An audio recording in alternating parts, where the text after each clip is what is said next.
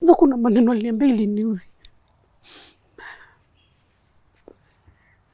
Alipokuja wakakaa chini nili-expect kesho kutwa utaenda shule ujipange, but niambia Faiza, chagua mambo mane: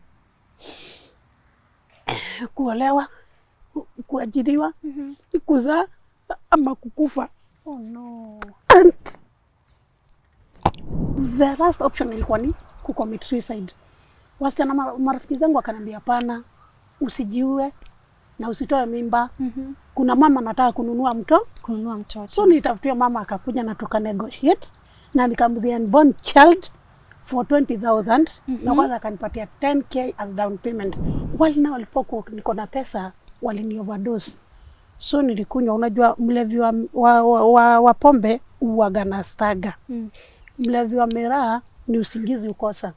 Mtu wa bangi ni kula sana. Mtu wa heroin uyoyoma hivi.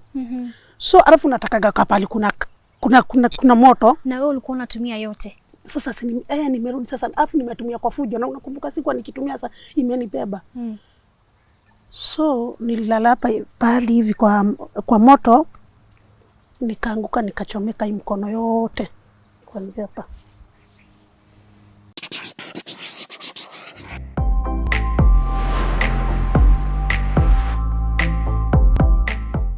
From selling her unborn child to spiking drinks in bars and stealing from her victims, these are some of the things that Faiza Wanjiru has done. And on today's episode, she comes and sits next to me to share her story. Karibu sana. Asante. Unaendeleaje? Unaendelea salama. Finally umefika Tuko Talks. Ndio nimefika.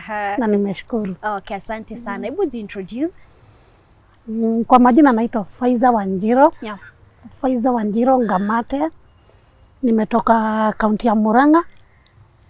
Sub county ni Kiharo. Sasa tunaita Murang'a East. Na Warding Township, niko within Murang'a town. Okay. Yeah. Na unafanya kazi gani? Nakuaga mshauri.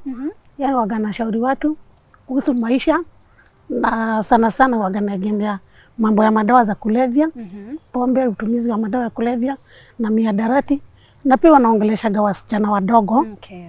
For now in English we don't call them youth. You know, because for youth you make a decision for them. Yeah. But for young adults you give them a suggestion, they make their own decisions. So I call them young adults. Young adults. So waga ninaongelesha. Okay. Especially sana wasichana, mambo na boy child, mambo kama hiyo. Okay. Yeah. Let's go back to when you were growing up. Maisha ilikuwaje? Nikianza kwetu tumezaliwa in the family of sai wenye tuko 5. Kuna wenye wamepass. Wacha tuseme babangu alikuwa fanya kazi na Kenya Ports Authority, na huko ndiko alitoa mamangu. Na nilipoenda Nyandarua kuna mambo mawili alituma mamangu hakuwa anapendwa ni shosho. Mambo gani? Ya kwanza ameleta dini ya Kiislamu. Ya pili ameolewa akiwa kama second wife. So hawakukaa Nyandarua. Walienda wakaanza kusaito. Kwanza wakakuja wakakaa Nairobi, then wakaenda Mwea. Ilifika pale wakakosana, mamu akaenda Murang'a, aunti yake alikuwa anaishi huko. Na unajua watu wa Mombasa ni watu wa biashara. So mamu alienda kaza mambo na biashara. Sisi tukabaki, na alipokuja na sisi alikuja sisi wale wadogo, alikuja na kakangu mwenye saini late, na mimi na my sister. Wale wengine walikuwa wakubwa. So wakati alikuja na sisi akatuenda mjini primary.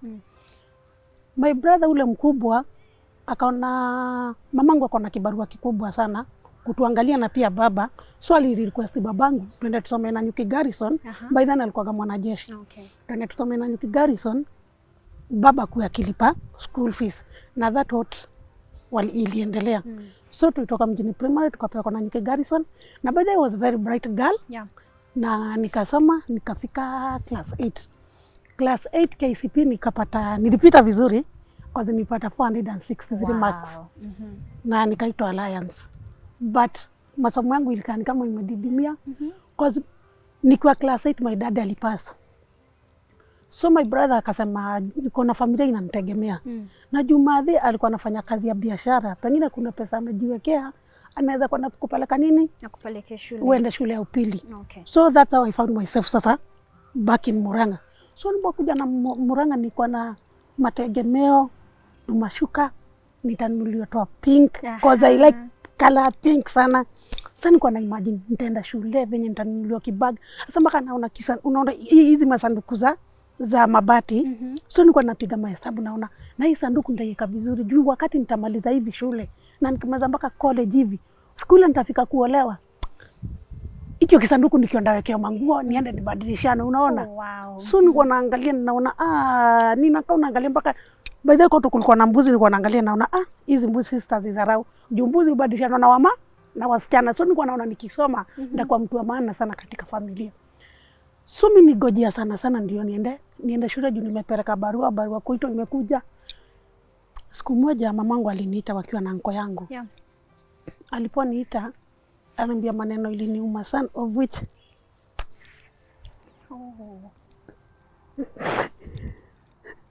nilimsamehea. So kuna maneno aliniambia iliniudhi. Alipokuja wakakaa chini nili expect kesho kutwa utaenda shule ujipange, but niambia Faiza chagua mambo mane: kuolewa, kuajiriwa, kuzaa ama kukufa. Oh no. And I was so much desperate. Yani sijui unaimbaji sasa zile marks niko nazo ile shule nimeitwa. Alafu unaona mamangu hakuna mtoto alikuwa kilea, so alikuwa na pesa, sasa ati nikukataa alikataa. Singesema ni pesa alikataa. Akaniambia na mzee tumekutafutia. So mimi nilikaa nikatulia tu, nikagojea sawa. Wakati niambiwa nitafanya harusi na nikatafutiwa bwana, unajua sasa unatafutiwa bwana mzee. Wale ni mtu mzee, sasa waona bora waone msichana aliolewa. Tulishikana na msichana mwingine tukahepa nyumbani. Ulikuwa unajua huyu mzee mwenye umetafutiwa? No, unatafutia picha, unapewa picha ya kijana, kumbe ni mzee anakuoa. So ni mtu nilikuwa sijui. Na wakati huo niko at the age of 13 years. So ilibidi nihepe. Nilipohepa nilijikuta Nairobi Huruma. Ule msichana tulina na yeye. Na brother yake akaona kuna msichana hapa. Akaona acha nitekea advantage. So wakati huo ndio nilikuja, maisha yangu sasa tena ikaharibika kabisa, ikaharibika. Kwa sasa aliponiita alianza akanipatia soda. Kunipatia soda nikakaa, kesho yake akaniita akanianza kutupatia makali. Unaona pombe kali. So alikuwa anaweka soda mingi, pombe kidogo. Vile nilikunywa, nikaendelea. Nikaanza kumwambia sasa punguza soda, ongezea ukali kidogo. Yeah. Nikuja nikafika pale nikaanza kukula mpaka miraa. Nikafika pale nikaanza kutumia mpaka sigara. During that time I became pregnant.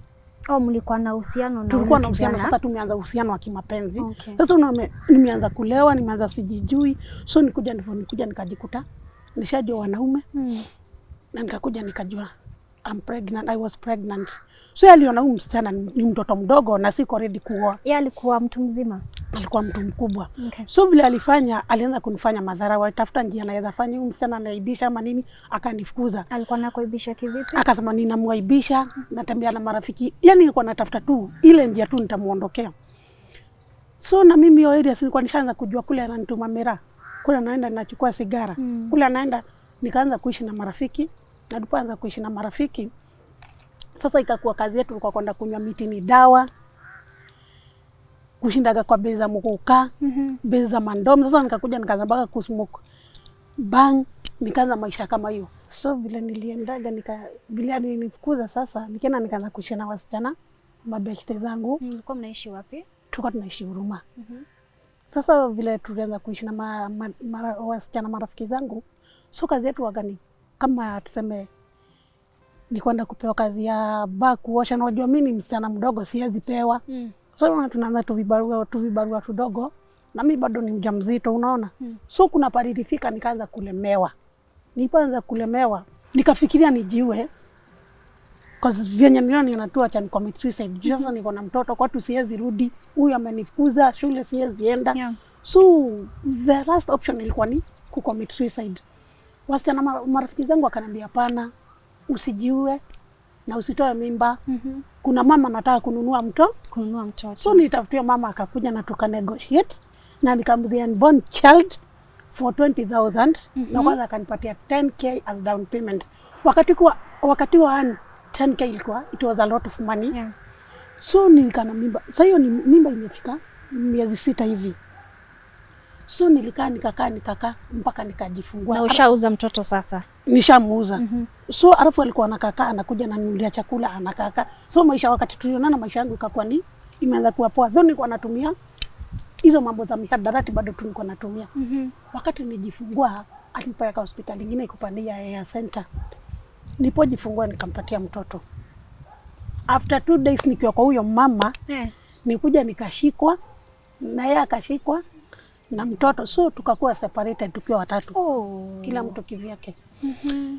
I was 14 years by then. Singepeleka kwa jela, so nilipeleka Kirigiti, Kiambu approved. Vile nilipeleka Kirigiti, nikapata na masichana. Na sijui kama msikilizaji ananisikiza vile naenda nikiupgrade nikipata na marafiki. So Kirigiti nikuja nikapata na marafiki wengine. Kukutana na marafiki, mmoja wao nilikuwa nimemwona katika zile group tuko tunatembea na wao Huruma. So alikuja akaniambia hapana, unajua tutafanya nini? Tumepangiwa kuhepa na tutahepa. So tulipopangiwa kwenda kuhepa na tulina by the way tulifaulu kuhepa, tulikuwa watatu. Mlihepa saa ngapi? Ama mlihepa kivipi? Kuna gari kwa imekuja kutugojea. Nadhani wacha nikwambie watu wanatumia mambo ya mihadarati, wacha nikuelezee. Michoro inakuaga tu. Kwa sasa tukuja tukafunguliwa afu ikasemekana nikutoroka nikuruka tuliruka. So tulienda wakati wa sasa nikaanza kwa Dandora. Kwanza kwa Dandora. Sasa niko nazunguka. Wakati sasa nika upgrade tena. Sasa unaona mtoto sijui kule alienda, mama sijui kule alienda. Sasa nilianza kazi nyingine, nikaanza kupewa kwa bag. Na beba kama mfuko. Ninaenda mpaka Mathare, ninaenda mpaka Isli. Kijiji kingine inaitwa Nigeria naambio, chukua kaka bag. Wakati kulikuwa kuna simu. Chukua kaka bag, utaenda kuta mtu amevaa hivi, umpatie, alafu utarudi. Unaenda, ninaenda. Nikienda, nikirudi, ninapatia kama ni. But haujui unabeba nini? Napewa kama 200 hivi. Sasa unaona wale mabeshte tulikuwa tumeapa nao, wale watu walituchukua, wao ndio walikuja akatupia kazi. Sasa siku moja nikaanza kuona wale kule alinituma, nilienda nikakuta watu wanaanza kusindika, nikauza ndio nini, wakaniambia unabubaga kitu juaji. Hebu jaribu. So sasa nishaanza ulevi, nishaanza kutumia vitu. Sasa ndio nikaambia inaitagwa kichuri. Sasa nilio na action naanza kuvuta na nini? Nilipoivuta nikalala. Wale wakajua. Kujua sasa kule kwenye nilienda wale walipoanza kunionyesha kutumia, wakaniambia nisirudi Dandora. So Dandora sikurudi. Naanza tena kwa Mathare. Kwanza kwa Mathare tukahamia Mathare North. Kwenda Mathare North wakaniambia sasa ile kazi tutakuonesha. Sasa hii kazi unapewa ni upuzi. Na hizi dawa zinatakaga pesa nyingi. Nikamwambia pesa nitatoa wapi? Wakaanza umejiamini, nikamwambia haya twende town. Nikajikuta state za Nairobi. Kazi ni gani yani? Shoplifting. Kazi tulikuwa tunaingia kwa supermarket. Una imagine wewe kama na kibuyu ya Rianto ya lita 10. Ngoja, ulikuwa unaificha wapi wa kibuyu? Nimebeba buibui. Afu ninatembea tu kwa walking style kazuri. Tunachukua tumarashi nini tukienda unatoanisha buibui, vitu zinamwagika, mnachukua unaanza kujidunga. Na unajua mtu wa heroin waga natumiaga yeye utagaga tu vitu ka sukari, ka keki na ka soda, chakula huwezi mwambia kule, hawezi kubali. So ulikuwa tunaka ukiona 200 uko na dosi mzima. Unajua sasa vitu tulikuwa tunapata mpaka za 2,000, 3,000 zenye umeshoplift. Hebu tuelezee kwa ndani, like mlikuwa mna shoplift aje, mlikuwa mmejipangaje? Because si kitu rahisi venye watu wanadhani. Ilikuwaje? Tulikuwa tunaingia supermarket. Mnaingiaga watatu. Mmoja ndio atachukua, lakini mtajifanya mko pamoja. Mmoja ndio atachukua. Mwingine atapelekana na CCTV kamera. Kakizunguka hivi kabla karudi kakuchukua unakuwa mwingine anaangalia wale wasichana wenye wanapanguza. So inakuwa ni signal tu. Unajua vile mna communicate aje? Mna communicate. Mnaweza vile mna communicate. Sasa alafu mkitoka unanua kama mkate na nyinyi mnanua kitu kingine Kenya nilikuwa natafuta. Na kila mtu atoka na kivyake la bahati mtakutana. Sasa shida inakuaga ukishikwa. Siku moja tulishikwa. Wacha tutandikwe. Wacha tulimwe. Mimi nipigwa mpaka nikakuwa unconscious, sijisikii. Polisi walipokuja walisema already I'm dead. Mimi nikaeka kwa gari Land Rover City Mortuary. It was on Friday. Ani nililala. Mimi asubuhi ndio najisikia saa 10 hivi, saa 11 nasikia kuna baridi. Niko pahali. Ai, nani alinipeleka kwa meza nilale? Na kutatumekea kuamka hivi na kwanza niamka na kutakia harufu kingine. Kuangalia ni kwa mortuary. Sasa mkianza kufanya ile biashara, kwanza mnaendaga training. Mnaongeleshagwa. Tulikuwa tumeambiwa ukapera kwa mortuary ama ukuje ukute umeamka, ukiamka watu wa mortuary kupiga kanyundo wanakumalizia. So mimi nilipoona hivi ni time. Si ni saa 10 na kuna watu saini Saturday. Kuna watu wanapeleka mili Kisumu, Kakamega, so wanafungulia goma mapema. Nili time. Wakija kufungua hivi na mimi ndio natoka. Watu wa mortuary mbio, maiti imefufuka. Kila mtu una imagine pale kwa roundabout ya City Mortuary. Magari mpaka zikienda ni jam, zingine zimegongana. Hapo wakati wa nimekaa madamu na kuna giza. Kuna mama aliacha kibeti akaenda kama amepiga nduru. Mimi nilienda katika ile kibeti, nikatoa ndani alikuwa na fulana. Nikachukua leso juu alikuwa amekalia leso, nikajifunga nikachukua kibeti changu. So nilikuwa nageuka hivi kwa tumbio. Nageuka hivi watu. Nikaenda nikachukua Kenya bus hapo. Conductor badi anilipishe hata aliniambia pole akanipatia 50 bob. Kufika community nikashuka. Nikapanda ingine mpaka Huruma. Huruma nilikuwa nikamwambia sasa ni kwenda kupekua kibeti hivi. Nadhani ndio alikuwa amebeba pesa mazishi ilikuwa na 87,000 na kama 700 juu. And believe me or not, hiyo pesa wiki haikumaliza. Haukurudishia wenyewe. Hata namjua. Nilale mortuary. Nimetandikwa. Sini ya kujitoa vumbi. Hiyo pesa haikumaliza wiki. Nilikuwa na simu, nguo, viatu, baada ya siku 3 wana zile pesa zikisha naanza kuuza zile nguo. Sasa nilikaa wale watu nilikuwa ninawaringia. Wakati pesa ziliisha, nikashindwa sasa nitafanya nini, wakaanza kunichekelea. Nikarudi Nairobi, nikakuwa chokora. Siku moja, baada ya siku 3 hivi, mzungu mmoja akakuja akasimamisha gari. Akaniambia nini nafanya na nitoa yangu what are you doing? Nikamwambia mimi ni shida na nini na nini. Akanipatia 5,000. Kuna wale wasichana wanakuaga, sijui naitago wasichana wanavaga 2 minutes katwale ukimbiza magari. Wakasema akasichana kamekuja kutuharibia market. Wakanitia machokora wakubwa. Na mimi tangu nizae nilikuwa nafobia wanaume, so nilikuwa ninaogopa. Wale wanaume wale vijana wakanikimbiza. Pale mbele nikaona wanaume 3. Nikamwambia simu nisaidie. Wenye kunikimbiza nao walidhania hawa ni mapolisi wa Central Police Station.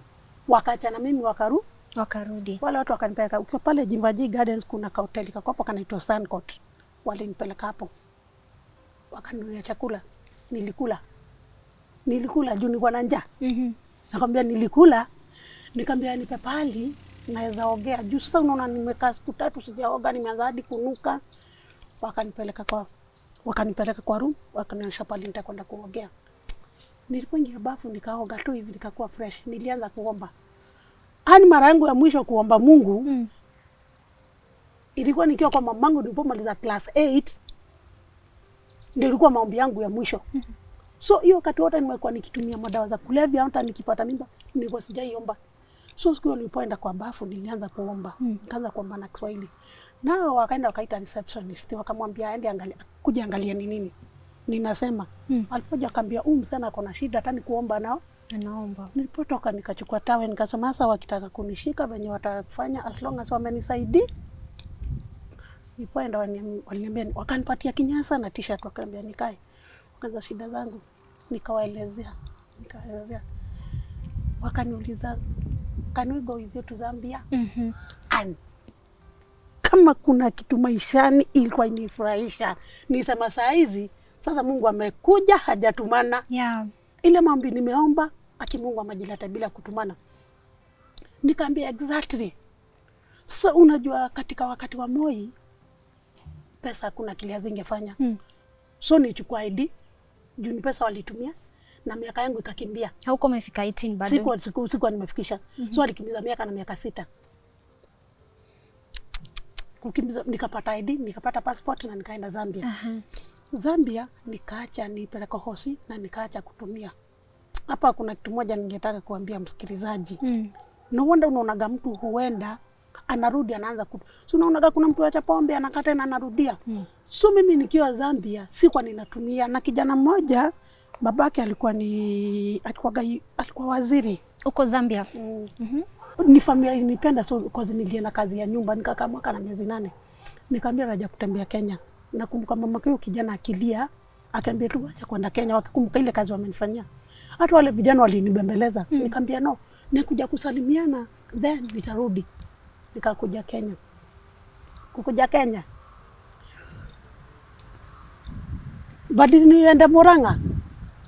Ujinga wangu nilienda Huruma. Wale na walipona niko na do walikuja. Kumbuka nilikuwa nimeacha kutumia zina mamihadati, lakini wakati nimeenda sasa nimeona Zambia hawako karibu, kwa hivyo hatajua wacha leo nitumie, kesho sitatumia. Yeah. Nakwambia ni mhoka. Ukarudi pale. Kukunywa. Nikajidunga. Wale na walipokuwa niko na pesa walini overdose. So nilikunywa, unajua mlevi wa pombe uwaga na staga. Mlevi wa miraa ni usingizi ukosa. Mtu wa bangi ni kula sana. Mtu wa heroin uyoyoma hivi. So alafu natakaga kapali kuna moto. Na wewe ulikuwa unatumia yote. Sasa nimerudi sasa, alafu nimetumia kwa fujo, na unakumbuka siku nikitumia sasa imenibeba. So nililala hapa pale hivi kwa moto, nikaanguka nikachomeka hii mkono yote kuanzia hapa. Nijisikia nikiwa Kenyatta nimechomeka hii mkono yote. Na ningependa kuambia msikizaji, mwile unaga spare part. Utaenda Japani atipate. Ni kweli. Hii alama itaishi maishani, na sikuwa nimezaliwa hivyo. Na kama msikilizaji angenisikiza sikia story yangu pale imetoka. Si mimi eti niko mpaka niko shindo nilikosea nani ama nilifanya nini, but ilianza dhuru wazazi na dhuru kulewa. So venye walinikuja hosi, walinitoa na nikaenda nikakaa nikapona. Na Faiza, hao ni wale marafiki zako wenye walikuwa wamekuibia? Sasa waliniambia ati walipokuja kunitoa waliniambia hata wajui, walikuta tu nimeanguka, hakuna pesa, hakuna ni, so sikujua kama walinibia ama nini. But unajua hakuna rafiki mzuri. Hata sasa hii kwa ba unagoja ukilewa rafiki yako tu ndio anakuibia. So venye tulienda venye walinitoa nikaenda nikakaa na nikapona. Maisha tena shoplifting. Kule tena. Ukarudi tena kwa shoplifting. Wakati hiyo sikuwa na bahati, nikashikwa nikapelekwa Lang'ata. Nikiwa Lang'ata kuna mama moja alikokuwa Murang'a, alikuwa akiambiwa bwanake wakiwa na msichana wake. Ako na watoto wengine, I think watoto wake wakija kumuona akamwambia aliniona. Mzazi ni mzazi tu. After niliona mamangu amekuja all the way from Murang'a. Amekuja mpaka Lang'ata. Mama akakuja kanitoa. So tuliona naye mara first. Tangu sasa nitoroke. Ukiwa jela. Sasa ndio alinikujia. Kunikujia akanipandisha gari na tukaenda Murang'a. Msikilizaji, ungeshangaa na mwenye ushangaa na mwenye angeniuliza swali vile niliuza mtoto na kule alienda. Niliporudi Murang'a nikuta kijana kikubwa kinaelekea almost 4 years. Nikauliza mama, kwani ulipata mtoto? Akaniambia huyu ni ule ulikuwa umeuza. So mtoto nimkuta na mama yako. Mama mwenye alinunua mtoto mpaka leo sijawahi muona. Nimekuja kujua juzi kwanza wakati nimejiarize. Mamangu ndio alipeana pesa ndio mtoto afanya nini. So wakati nikuta mtoto sikuuliza maswali mimi. Nikamwambia mtoto naye hanitambui. Mtoto hakunyonya. So unaona nilikuta mtoto na mamangu. Na wakati ulimuona, ulifeel ile regret ya kumuuza wakati ulikuwa mdogo? Tulia. Vile nimepatikana kumeko sherehe. Mtoto alikuwa amepotea. Mbuzi kanunuliwa nichinjiwe. Nisherehekee. The prodigal daughter amerudi nyumbani. Bado ni furahi nimereunite na mtoto wangu na familia. Mimi akili yangu ilikuwa inapiga kaleka mbuzi na ulevi. Nani akufichi nilienda nikafungua ile mbuzi nikakauza songovo. Mbuzi. Murang'a kuna majengo kulikuwa kunauzwa chang'aa by then. Niuza 100 ngapi? Nikaenda kwa chang'aa. Hizo ni maglass kadhaa, hizo imetosha nilewe na nikule miraa na nivute bangi. So nilikutoka kwa mtaro kama nimelala. Kijana my brother ndio alikutana na hiyo mbuzi kienda kuuzwa, akauliza wenye aliuliza akamwambia enda ukatafuta mbuzi ya shosho yako. Walipoenda kuangalia mbuzi ndio hiyo alikuta mkoyo. Sasa soko ya Murang'a ikiuzwa 1000 ngapi? Sasa hiyo nishalewa na nimelala na sijui na sitaki kujua. Celebration imeisha hivyo. Celebration imeisha hivyo. Sasa nikarudishwa home. Kurudishwa home. Sasa siwezi kaa pale. Kazi ilikuwa ni naingia kwa kibanda ya kuku na toa kuku ninauza. Mama akiweka kibeti hivyo ndio huyo mimi napita nayo. Wakati huo nikaanza mjini nayo kukaa hapa. Chief ndio kila sana nikuta Nyahunyo. Nikaenda Murang'a town, si mbali na town. So nikavuka ngambo ile nyingine ya town. Kwa town nikatengeneza, nikakuta wale wasichana wenye waga commercial sex workers. Sasa nilienda na uenda wazimu wangu. Nikawawekelea vita. Nikamwambia mjue kuanzia leo mimi ndio ring. Na ndio umefika TV Murang'a town. Sasa nimetoka Nairobi, sasa watajua hawajui. Na nishajua hadi Lang'ata. So nilienda nikamwambia kuanzia leo sikizeni niwaambie. Hii town ina mwenyewe. So kila Saturday nilikuwa naletea kila mtu zao. Kai. Na si niende ni waniletee. Na hizi pesa wanatoa wapi? Siko wanaume. So kila Saturday nilikuwa naletea zao. Town sasa mimi ndio nilikuwa gachia lady. Mimi ndio nilikuwa mtu kusema. Mimi ndio nilikuwa mtu kusema. Kwa sasa zile pesa wametoa hakuwezi kuja mgeni. Na tulikuwa na constitution yetu. Usijiuze bei rahisi, usipeleke kwa chochoro na usikose kutumia protection. Ukijua ndakutandika na nikunyang'anye pesa. Ukiona mwanamume ana pesa pita nazo. So hiyo ndio ile maisha nilianza kukaa. Na ilikuwa by then nilikuwa napata do. Kwa sababu nilikuwa napita na pesa za watu. Sasa unaona ni night club. Afu nimekaa unaangalia. Sasa nilikuwa nikipata gadhao moja. Nikipata dhao, nilikuwa niwapombea 300 nitanunua ya vikombe ya keg.